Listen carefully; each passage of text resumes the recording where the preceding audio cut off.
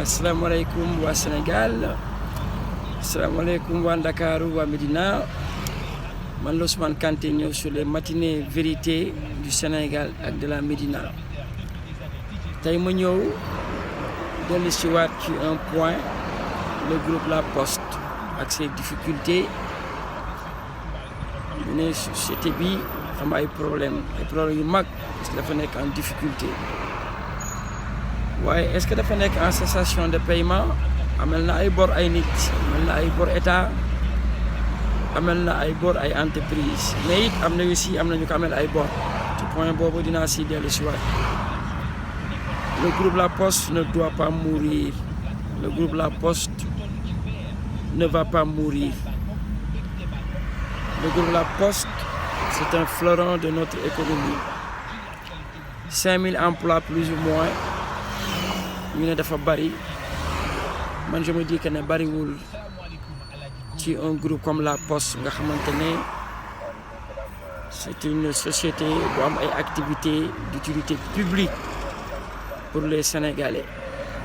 waaye nag dafa jànkoonteeg ak ay problèmes yoo xamante ne du rek financier, dafa nekk ay problèmes aussi. Sénégalais yi xamuñu lan la Poste di liggéey, Sénégalais yi xamuñu les produits de La Poste, Sénégal xamuñu les activités de La Poste. tey jii boo duggee dans un bureau de poste, Sénégalais bi li mu fiy wut si mooy récupérer benn Western Union, benn MoneyGram, benn Wave wala Orange Money.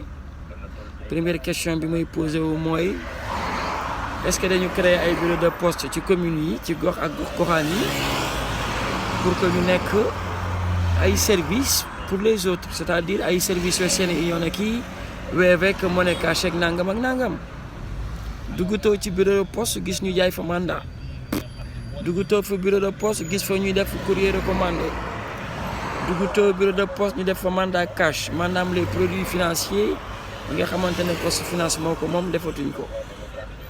duggoo bureau de poste gis nit koo xamante ne day ñëw day récupérer un colis via colis poste. duggutoo bureau de poste gis koo xamante ne nit koo xamante ne dafa ñëw ne day yónnee xaalis ci li nga xamante ne ay produits de La Poste la, maanaam activité poste yi xamuñu leen. Pourtant La Poste a énormément d'activités très utiles à notre population. bu ñu demee suñu biir réew ba sur le point de Poste Finance, ay sociétés étrangères ñëw di ñu concurrencer ba ëlbatiku ñu leen di liggéeyal ñoom ci mobile cash yi dafa doy waar. dañu war a taxaw foofu. bu ñu nekkee ci suñu réew bàyyi société yoo xamante ne spécialisé wu dans les colis, moo xam colis yu ndaw, colis yu mag wala colis yu mag a mag, di ñu utiliser ba ñu nekk seeni prestataire de service. loolu aussi dafa xaw a doy waar. je me demande le top management du groupe La Poste fan la ne. Poste nag dafa nekk loo xamante ne dafa di tirer notre économie vers le haut, comme je l'ai dit tantôt, parce que lépp lu muy def rek dafa amal njëriñ Sénégal.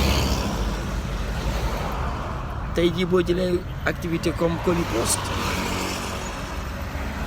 moo waroon nekk le poumon du groupe, mooy rek ci li xew ci àdduna, l'explosion de la toile internet. tey jii sociétés yi def e-commerce di exploser, ils font partie des sociétés les plus rentables dans le monde.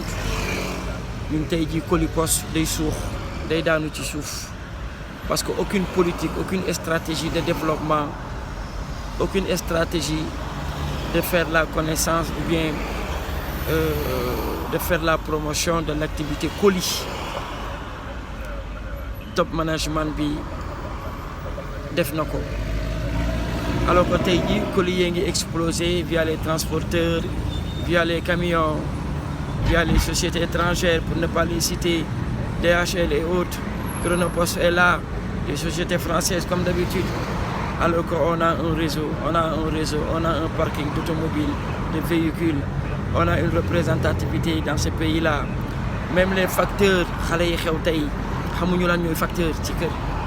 kan moo gëj kan moo jot courrier ci këram amul tur courrier buy ñëw ci suñu kër yi même les entreprises publiques utiliser tuñu l'activité courrier de la poste waxatuma nag les entreprises privées donc restructuration plus que temps les solutions nag sont là solutions yi ngi fii xam nañ ko les leviers techniques existent la poste a les possibilités de renaître de ses centres problème de gouvernance la poste am problème de pilotage la poste am parce que ñi fi ne ils sont pas du métier ñi fi ne ils ne connaissent pas le métier de la poste.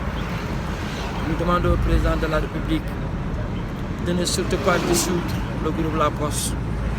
Il faut tout simplement ñu toppewaat les activités.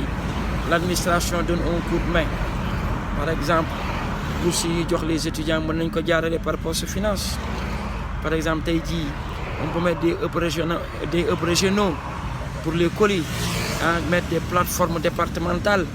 Donc pour les colis activité colis poste mën na jóg Colissimo mën nañ ko créer def comme suñu homologue yi nekk ci pays yu mag yi wala dans les pays africains. La poste est un grand groupe la poste est un groupe qui mérite d'être pérennisé. Monsieur le président xoolal top management bi nga changé ko nga jox ko ñoo xamante ne xarañ nañ ci ñun man mën naa indi sama conseil ci mbir mi parce que j'ai fait plus de 7 ans au niveau du groupe de la poste en France en tant que cadre supérieur et stratégique chargé des études financières. Am na yeneen Sénégalais yu ci am xam-xam nañ ñu woo ñu ñëw jàpp ci liggéey boobu pour fexe ba poste jógaat taxaw amaat ak njëriñ Sénégal parce que tey jii le métier de facture dafa war a ñëwaat tey jii les activités de la poste colis poste tey jii Poste Finance et autres ci activités dañu war a ñëwaat permettre la poste mu nekkaat une société buy continuer di domper suñu économie locale permettre la poste mu nekk un grenier de l'emploi au niveau du Sénégal permettre la poste mu nekk groupe boo xamante ne tey jii dafay créer une coordination mën di liggéey ak lu mel ni TER mën di liggéey ak lu mel ni les autres sociétés yi nga xamante ne ñoo nekk ci biir Sénégal parce que c'est une société d'utilité publique qui rend des services aux Sénégalais mais aussi c'est une société qui doit faire des résultats parce que tous les paramètres et les ingrédients sont réunis pour que le groupe La Poste soit parmi l'un des premiers et les plus importants employeurs du Sénégal.